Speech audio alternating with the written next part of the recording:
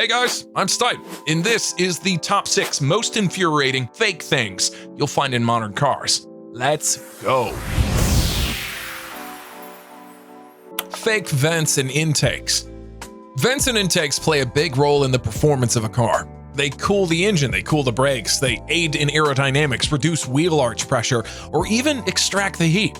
Basically, it's what really fast cars have to do in order to do what they can do. With that in mind, looking at the 7th generation Civic Type R and how many openings it has, you'd think it can outrun a Bugatti. But of course, it can't, especially when all those intakes are simply closed off. They're just solid plastic pieces with fake mesh on top, and they do nothing. Nothing. I mean, there are kids in Africa that do more work than all these intakes combined. And Civic is not the only offender when it comes to this. BMW Supra is full of them. The entire front of the new Elantra N is one giant fake opening that, again, does almost nothing. Mercedes too is guilty of this, and so is Renault, and almost every other manufacturer, including Shelby. Hey yo, what the f? So why?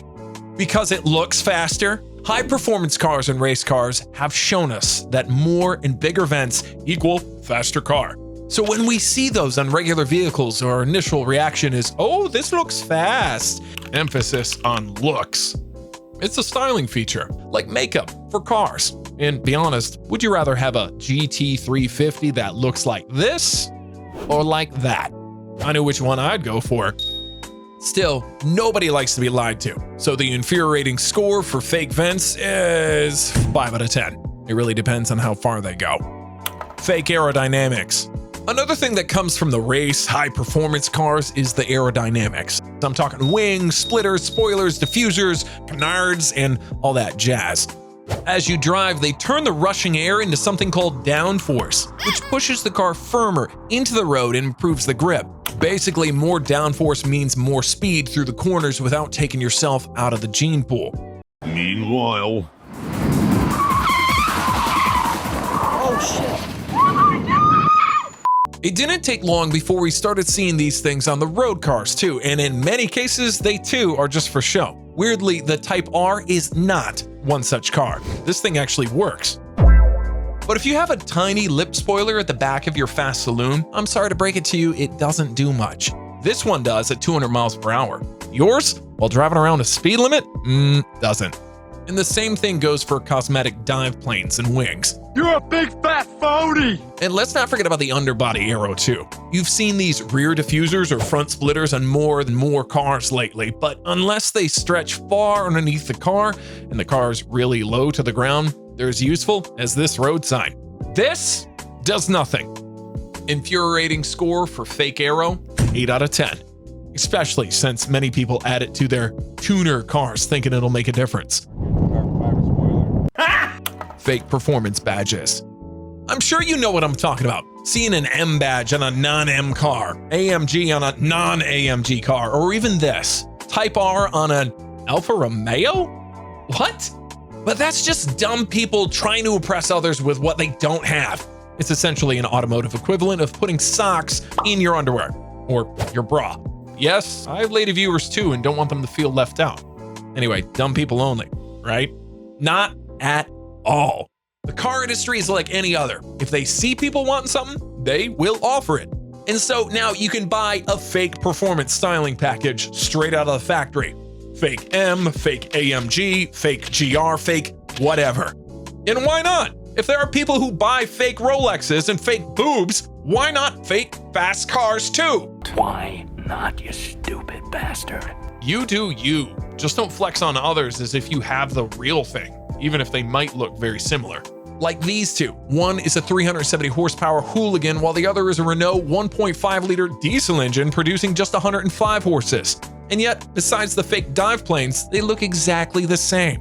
But the ultimate dick move is when they remove the turbo diesel badge from the trunk lid, but leave the AMG one on.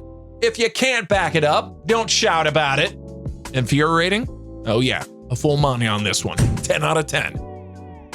Fake interior trims. But the fakery isn't happening only on the outside. The interior of many new cars are also full of real looking but actually fake materials. All this brushed and chrome metal, the carbon fiber bits, and in many cases, wood panels, chances are it's just a piece of plastic wrapped in some sticker to make it look like the real thing. See this chromed handle? Give it a couple of years and it'll start peeling. This wood? Here, pick your design. And then we come to carbon fiber. Come on, man. Come on. Who are we fooling here? The only reason you would ever use this lightweight material is to get rid of as much weight as possible. Throw everything unnecessary out, and what remains, make it out of carbon. Like in this actual race car. But seeing carbon pieces inside a 23-ton X5M, how much difference would this make when even the headrests are the size of Lizzo? Besides, this too is just a piece of plastic with a shiny checkerboard effect. An ugly effect too, if you ask me. Metals or wood, even fake ones, look much better. So why are people choosing this? I honestly don't know. Infuriating level, 10 out of 10 for carbon because it's ugly and useless. But also 5 out of 10 for the rest. Even the fake effect is better than the sea of gray plastics, but at a certain price range, you better give me the real thing. Fake glass. Have you noticed lately that many new cars have what's called the floating roof design? Basically covering the pillars with some black tape to give the illusion that the roof is separated from the body by glass surfaces. It's a neat little trick that adds to visual direction, sense of speed and lightness, so okay, no one ever complained about it, and neither will I. But what I will get angry about is the different kind of fake glass that all modern cars have nowadays. Headlight covers. Whose idea was it to replace this with fucking ass plastic? It may look nice when the car's brand new, but as the years go by, it will slowly start turning into this. That happens because of sun exposure. UV radiation breaks down the plastic material, causing it to form numerous micro cracks. The more cracks, the less transparent the cover gets. Then add in the fact that impurities can get embedded into those cracks, and you'll end up with headlights that look dirtier than that holy river in India. Bloody fuck you, bloody! Honestly, nothing uglifies a car as much as these murky, foggy, yellowed headlamps. Plus, it's a safety issue too, since they don't work as well during the night. And yes, I know that you can polish them, but this is just a solution to a problem that didn't need to exist in the first place. Infuriating level? Plastic headlights. Fake tailpipes and sounds. And now the worst kind of fakery about modern cars. Tailpipes and what comes out of them. As emission standards get stricter and stricter, the engines get smaller and smaller. And look, they may produce more power, but they sure are lacking in the noise department. And honestly, they don't need as many tailpipes either. This is a problem because the rule was more pipes equals more performance. So what do they do now? They're putting fake pipes thinking that we won't notice. Like, check out this Lexus. Is it really so hard to make these a real thing? If Alpha can do it, why can't you? Still, even that's better than what the others are doing. The SQ5 went to great lengths to make these exhausts look real, but peek below and... Mercedes, on the other hand, isn't even trying anymore. And what about the noise? This is impossible to fake when an engine is small, right? Wrong. Modern cars will play you fake sounds through their speakers, and to fool the crowds, they put speakers in the exhaust system too.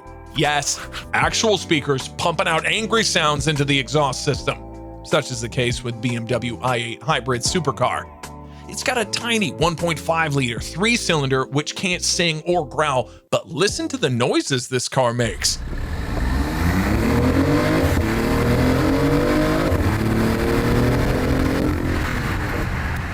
Honestly, I don't know how I feel about this. It does the trick, but it hurts when you learn the truth. And with that, the infuriating level is 8.5. I bet the worst is still to come.